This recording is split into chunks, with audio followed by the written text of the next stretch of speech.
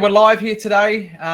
So we're going to start doing more of these. This one here is a bit of a testing out new software and platform that we use in a program. So it might just be Racquel and I. We might get some guests in here, but we're going to be doing more of these and we're going to start promoting them. We just want to do a bit of a test on how this software worked. But within this video series, we're going to be doing some live streams on the back end, purely for people that are part of the podcast. And it's going to be more specific. You can jump on here. You can ask us questions. You know, anything you want to know or learn. You can ask us. So we'll be promoting these. We're doing it on a weekly basis on Tuesdays. And then anything you want to know, you can, shoot us a message or come jump on live and ask the question live. So, Racquel, all right, let's go, mate. You got a few questions for me? So let's get started. I do. Okay. So when we were in the podcast the other day, we were talking about the fact that I want to go off grid, but don't want to be totally off grid. And for me, the driving force is the ability to reduce my energy consumption, and my reliance on the grid in particular. But then I was thinking about it, and I was thinking there's all these little things that I believe to be true, and yet I don't really know that they are, around what uses energy in my home. And so I kind of come up with some questions that I thought, so talk to Kerry, went, I wonder if this is true. So I'm going to start with the big one, which is, what is the biggest energy consumption myth that you think is out there? The biggest energy consumption myth. Look,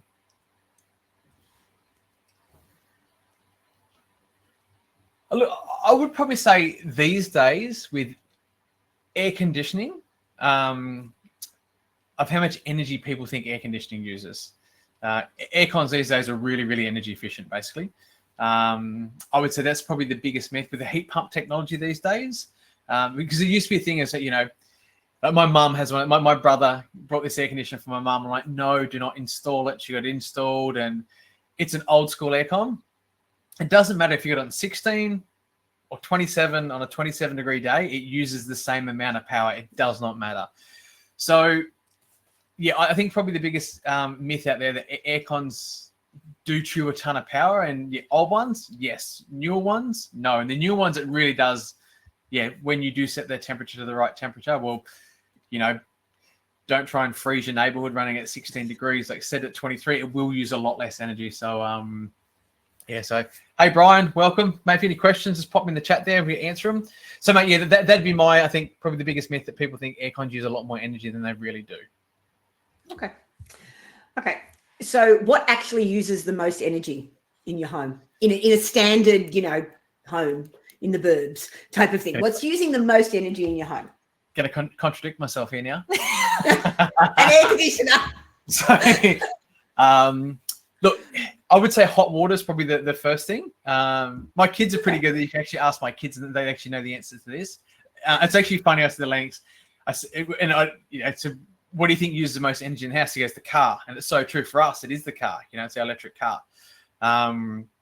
We chew a ton of power a day with that. So if it's not an electric car, it'd be, I would say, anything that heats or cools fast or heats or cools for a long period of time.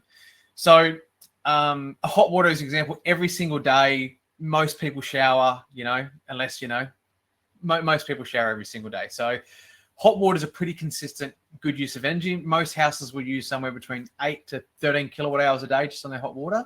But then air conditioners as an example. So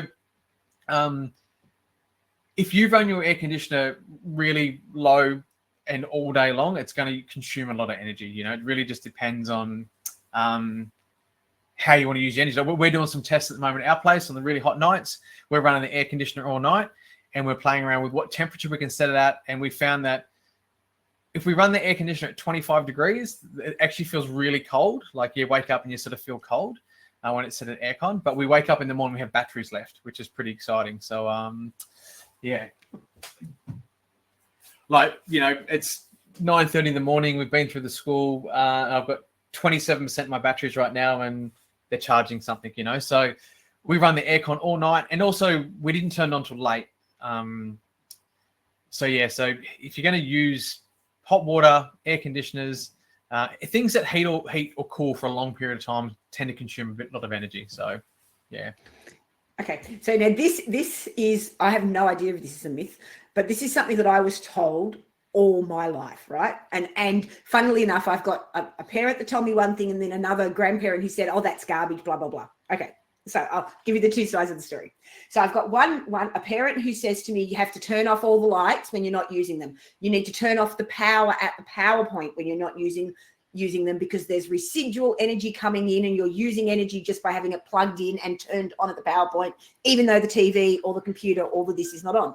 Then my grandmother used to tell me that no, because every time you turn the power switch on and off, you're using more power. Like, yeah, okay. But it was something that was really common when we were younger.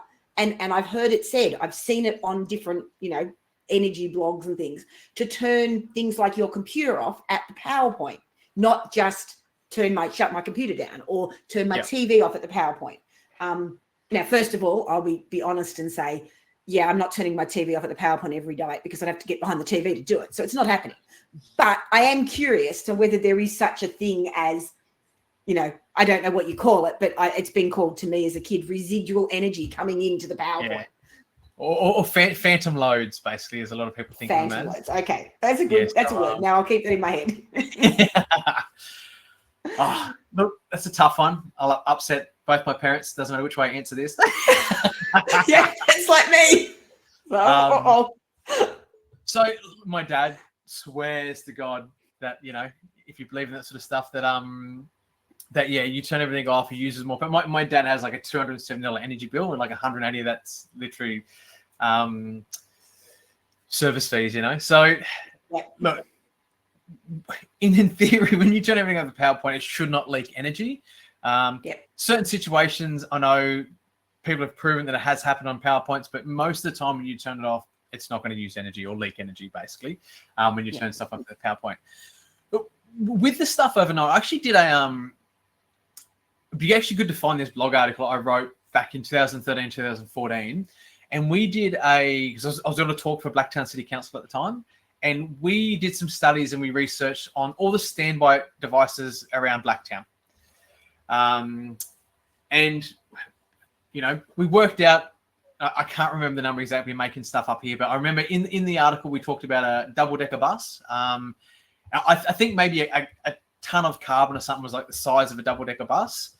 And there was like hundreds of thousands of double-decker buses the size of carbon each year consumed, purely because people leave on standby devices in their house. So, you're probably not really going to notice it, but it depends on how many standby devices that you have in the house. But yeah, it is more energy efficient to turn them off. I've got a customer that's a good story about his TV, that literally he started turning his TV off because the standby module board kept overheating and melting out and burning through his TVs because it was always on burning heat. So that was one of the reasons he turned off.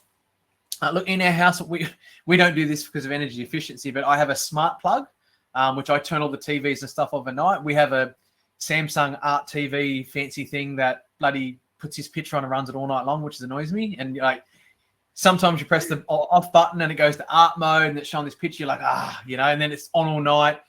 So it is Meryl's thing, which basically plugs in, turns the TV off in a timer every single day, but it also turns the timer off for the kids. So 8 o'clock in the morning, it turns off and they got to get dressed and go to school. So it's a good time with that. So, mate, look, you will reduce your energy consumption by turning everything off at the power point.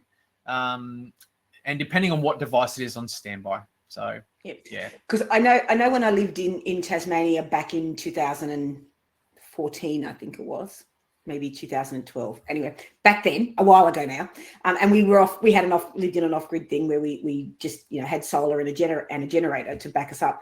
And I know that if I left my computer charging all night, that it seemed to make a difference then. But I really didn't understand solar at all. Okay, I didn't, I understood nothing. So I used to stupidly, try and run the vacuum cleaner and the washing machine at the same time and then because it's Tasmania, northern Tasmania in the middle of winter. And I was stupid enough to think that I could do that. But yeah. Yep. and certainly the different system back then. So that's, Okay. So another question. So just when we go to, before we move on, with your laptop, was it a laptop you were charging? Yeah. So this is a really good example. So there's a place where we run, as a tuna farm, where we run our workshops. we have a problem there, and I'm trying to work it out with the students. So we have like 40 students turn up, all with their MacBook Pros, and so they all pull like 100 watts, which is nothing, you know. But when you have 40 students sit there all day when the sun's shining on their laptops, running their batteries flat, and the minute the sun goes down, they all go plug it in, and they got these 40 laptops charging for 2-3 hours.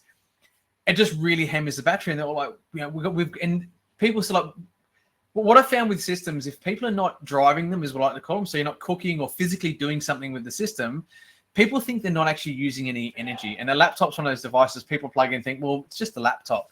But you plug 40, 100 watt devices in there, you've got a 4 kilowatt load. That's like boiling hot water, for 4 hours, So with all those devices on, so it is something to be aware of and think about. And it's a headache that I have. So.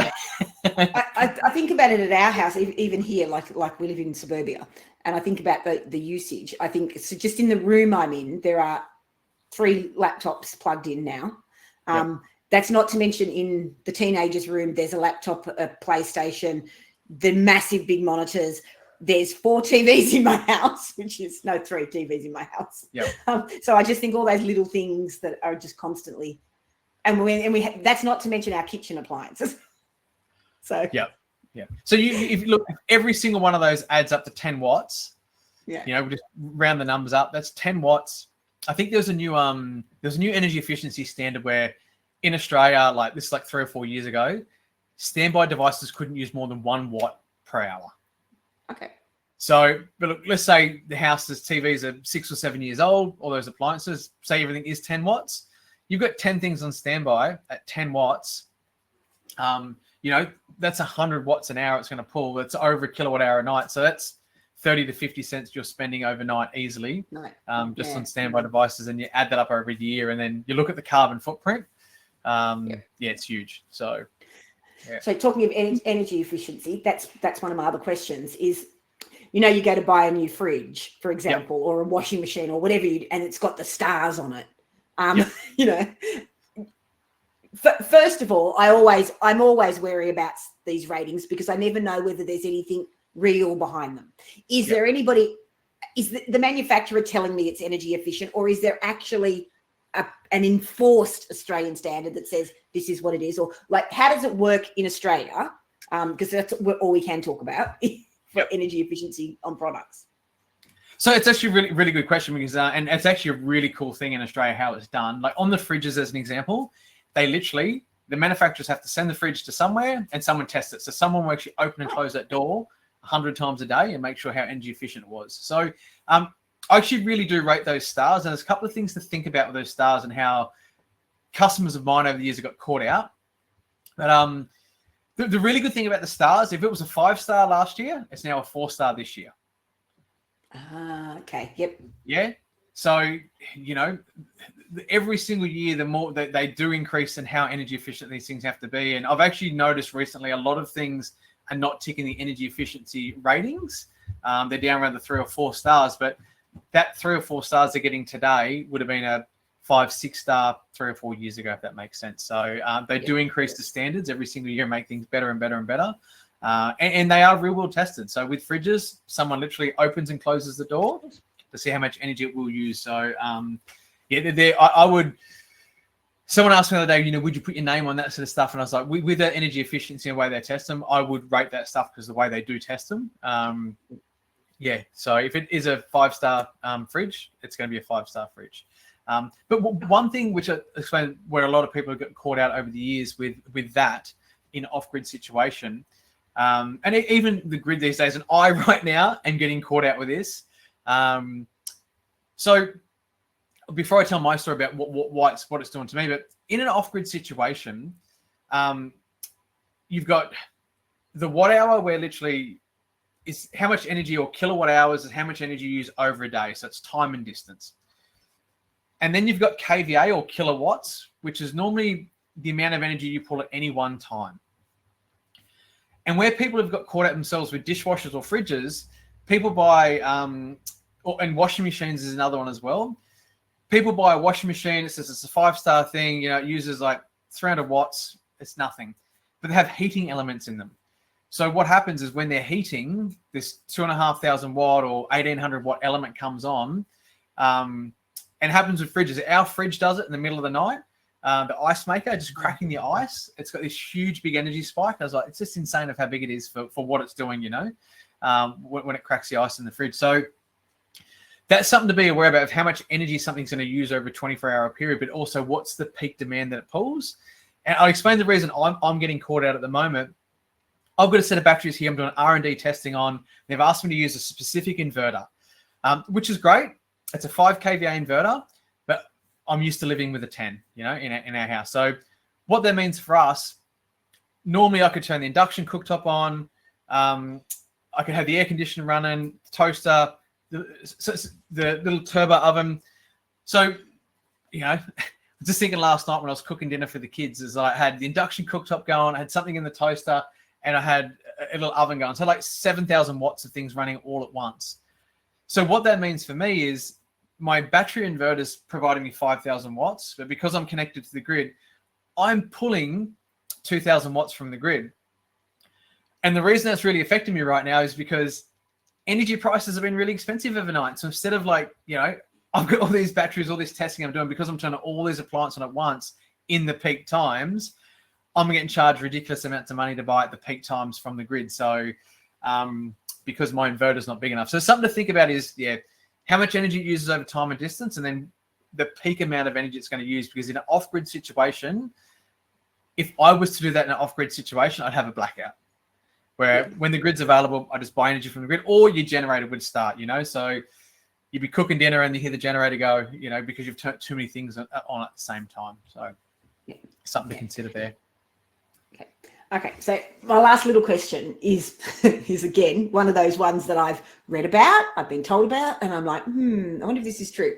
And I wonder if it's a difference between being on the grid and off the grid totally. Light bulbs. We just went through and we just replaced all of our light bulbs with LED light bulbs, because everyone said they're more energy efficient, and we're in a rental property, so I'll put that up front, that we don't get a lot of say in what we can do to make our home energy efficient. So we thought that was one of the good ways was to put LED lights in. And then somebody made a comment to me that that it's not worth it. And I thought, well, I just spent a lot of money, because they're not cheap. Compared to a normal light bulb, to buy a normal light bulb, LED lights aren't cheap. And we, would have changed out, like, I think about 20 of them between lights and lamps and things in our house. So just on a, I know it's just such a small thing really, but it was one of the things that we could do in a rental property that we have no say over, was we can go and change lights, change these LED lights out to reduce our sort of energy consumption. So do they really reduce energy consumption? And is it really, 100%. The balance of... So the thing, and just for anyone listening to, and maybe for yourself, I got taught this in the early day, and it was like, one of my mates, I was looking at his car one day, I'm like, why have you got texture writing all under the bonnet of your car and things? He goes, well, that's when I changed stuff, the oil filters and where I bought it from, and that's how he remembers, And then another guy said, I was working with this, he does the same thing for light bulbs, especially these LED light bulbs, because there's a whole lot, they've got 25-year warranty, but the reality is, by the time it blows within 5 years or whenever, where'd you buy it from? Where's your receipt? That sort of stuff. So I'd highly recommend, when you put your light bulbs in, write the date on them and where you got it from. So, because they do come with a 25-year warranty. If they do last 25 years, yes, they're so much more energy efficient, because with LED light bulbs, I remember this consulting job I did in Sydney. The lady was like, Mike, I've just upgraded everything to LED. Can you come have a look? Our energy bills have gone through the roof. And she was a Thermomix consultant, this lady. So she had lots of people over, huge, big, beautiful kitchen, and she did all these Thermomix demonstrations. And I love Thermomixes. They're really energy efficient. So if you look for energy efficient, get the Thermomixes. But so I get to a house and I had a look, and she had like 50 downlights. So I said, well, how many halogen lights did you used to have? And she said, well, we used to have like 2 here and 2 there, and we probably had 10 or 12. So going from 10 halogen lights at like, they would used to be sort of 50 watts to 100 watts, depending on the quality. But just say they're 100 watts for ease of math, and this would have been old school 100 watt halogen lights. You've got your lights on for 1 hour, that's 1 kilowatt hour. Now, if she would have swapped those 10 lights over to 10 watt LED lights, they would have produced the same amount of light and used a tenth of the energy. Okay. But instead, they put 5 times the amount of lights in, and he also did put amazing, like the highest wattage lights. So that's why energy bills went up, because she's got all this extra light, and the place looked amazing. Like it was like showroom sort of style of the lights. Like, and the other thing as well with lights, what we've done in our house is put them on separate switches. So literally in our house, we have one switch which turns on over the kitchen island. We've got a 45 square meter living room, and it's everything. It's a kitchen table, lounge room, TV,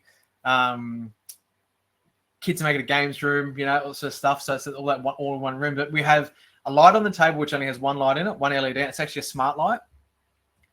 Then we have 3 LED bulbs over the kitchen island, but it's on its own separate switch.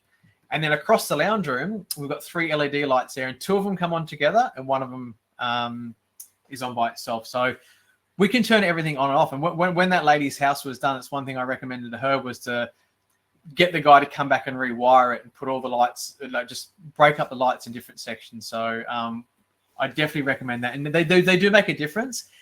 As long as they last. And from a financial point of view, these days they're actually pretty cheap. So it doesn't take long for lights to sort of pay for themselves over time. But one thing, back to one of the first questions you asked about turning lights on and off if you're leaving rooms. It's maybe back in the day, you used a little bit more energy because the lights used to have to heat up because they had that slow glow and that sort of stuff. And that was an incandescent light bulb. They are really efficient at turning electricity into heat or into light.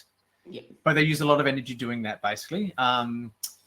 So because it's literally just a heating resistor inside, so lights up, and so they're really energy efficient. It's like the myth around there's little electric heaters, little fan blowing heaters, the resistive elements. People say, they're really energy efficient, and they are at turning electricity into heat.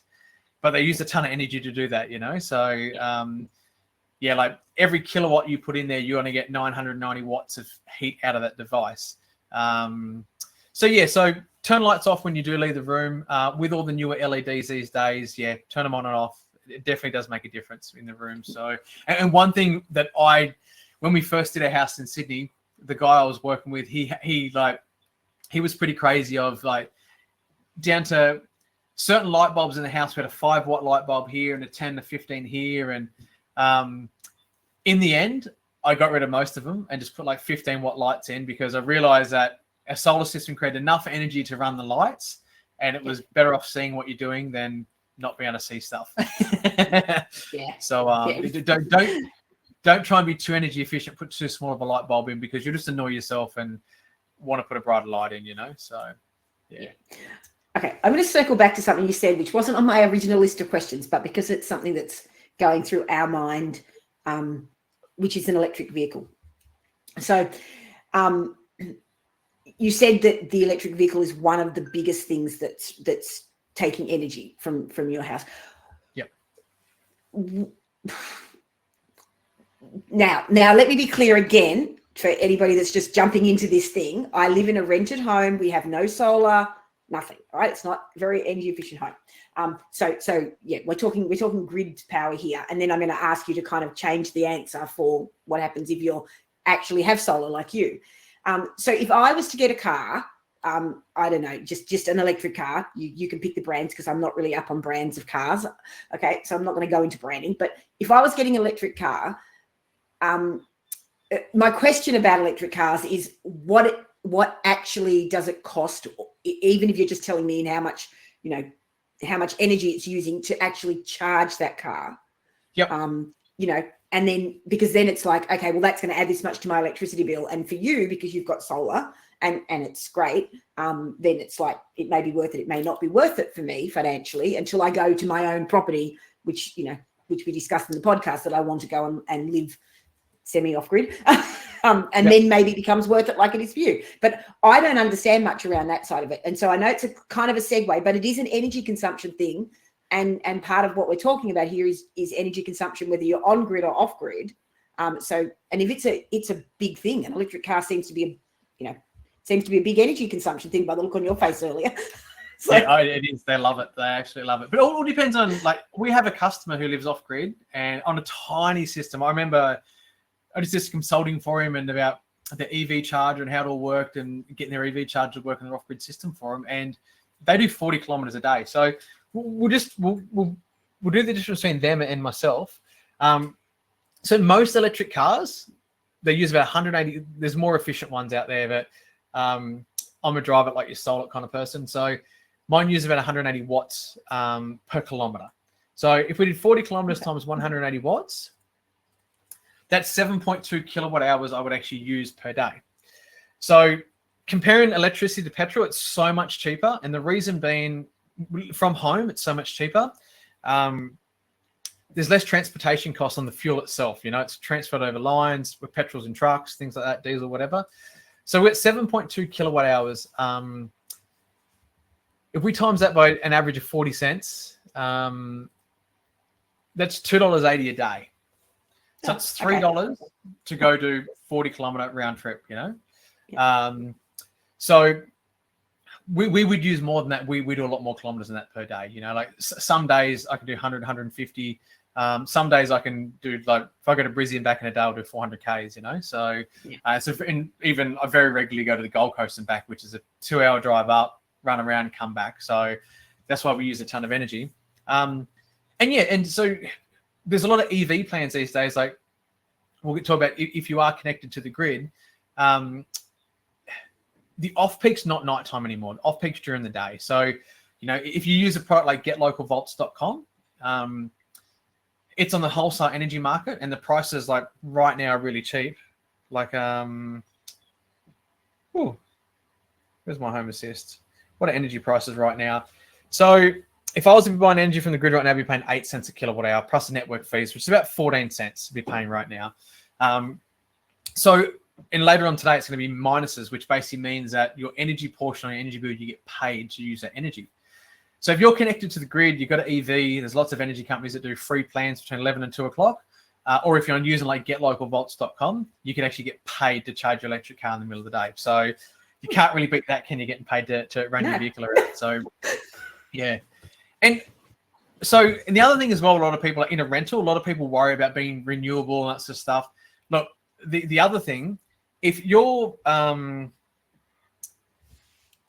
connected to the grid and you're using energy of a day, it's all about when you charge your car. So the weather's not the best today, but the New South Wales grid has 36% renewables in it. Most days that sits between 70 and 80% renewables.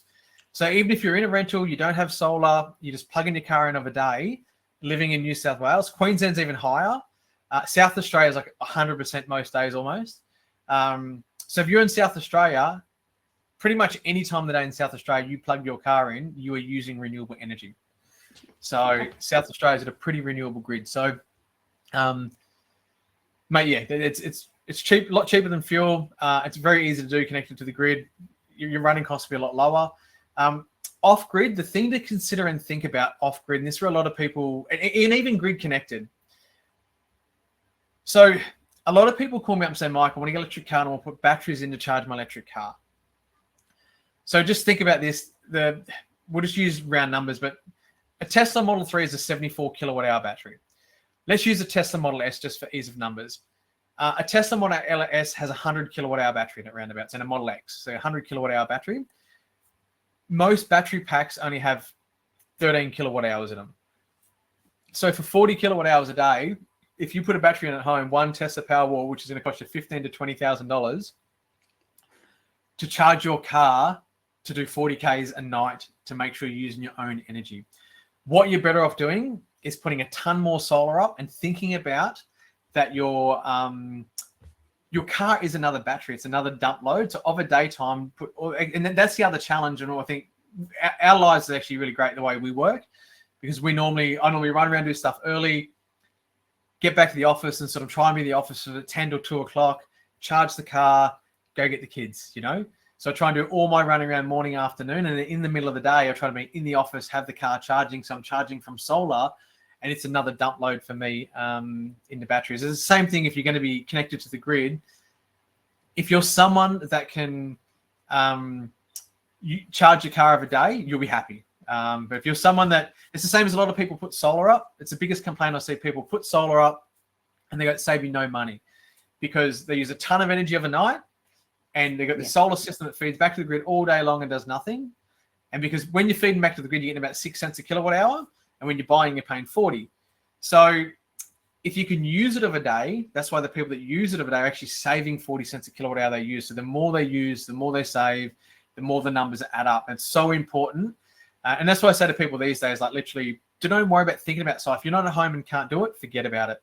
If you're at home, I would look at getlocalvolts.com before going solar, understand the wholesale market, see how that goes, and then actually install solar. But in the long run, if you own your house and you get the opportunity of a day, you can't beat just filling your roof full of solar panels. Like literally, the way I think about it, think about your kid, you're taking to the beach on a scorching hot day and your sunscreen on them. That's what you're thinking about, your color bond on your roof. Your solar panels are the sunscreen for your color bond roof. So just fill it full of solar panels. You won't be disappointed by filling your roof full of solar panels. Okay, that's all my questions, Mike. Awesome. I think we covered a lot of energy consumption things there, so it's always good. It's always good to because there's someone who's going to go off grid in the next couple of years, or as I say, semi off grid. Who's going, sort of, but I'm always looking for how can I be more sustainable, and sometimes you say things and I'm like, oh, okay, well, I don't get that, but okay. So this is good. I mean, this is what we're doing these series for, to explain the little things that people don't often think to ask until you get into the nitty gritty. But also you can correct some belief systems about my mother and my grandmother. Yeah. On a side note, I actually, when I have a belief and I'm unsure about it, I look where I get that belief from, and I look at my mum. There's a lot of things in my life she's told me. I think, where did she get the information from? And then I go check it out. Like, that wasn't true, And we just trust when we're kids, and even our friends, we trust the person gives the information, would have done their research and their due diligence, and it's going to be right, So, and then the other thing as well, like with the lights turning on and off and phantom loads, like things have changed so much over the years. Of like when our grandparents were, turning lights on and all that sort of stuff, well, it was only the 50s with so. Gas lights, back in the 50s. So that's right. Yeah, so very much so. Yeah. So lots of things change with technology, and I think that's to be up and aware on it. And then when you get new information, be willing to, and that's one of the hardest things I found with people. They get so caught up in being right, and I know this information, and they don't want to change their mind, So going off grid would definitely teach you the right lessons, because you'll know in the morning when you wake up with flat batteries that Mike was right. So, but that's another one. We've just got recently a new customer come on board this week, and steep learning curve off grid and that sort of stuff, and just just running a couple of fridges, and he thinks it's it's not using much energy, but 2 old school fridges. It's a really good example. Old fridges are really energy hungry. You're better off getting rid of them, buying new energy efficient fridges. And these 2 fridges are using like 5 kilowatt hours, over the day. It's been crappy weather, rainy, that sort of stuff. So it's just chewing through batteries, not getting charged back up. So old beer fridges, no. I would literally, if you want a beer fridge, if that's what you're into, go spend the money and buy a new one. You'll have more money for beer in the future. And we'll all go with that. Exactly. So I think that'll help sell it to people. So it's the cost of a beer. Yeah, that's good. I like that. That's it. So awesome. All right, guys. Well, thank you. Any questions? Just reach out, send an email to admin@theoffgridshop.com.au if you have any questions or anything you want us to ask, or even jump on Mighty Networks here. You can post in the comments and ask the questions there, and we can come back and answer the questions next week. We're going to be on this series every single week. So if there is something that you really want to learn and know about when it comes to off-grid living, energy efficiency, and also if you still live on the grid, like all this stuff sort of applies, that whether you're on the grid or off the grid, it's all going to help you reduce your costs and run in your home. So, and the energy you don't have to create means you don't have to go out and make that money to pay for that bill. So one less thing in life to do. So Awesome. Right, mate. Well, thank you, and I'll talk to you You're soon. welcome. I'll see you soon. Bye. Bye.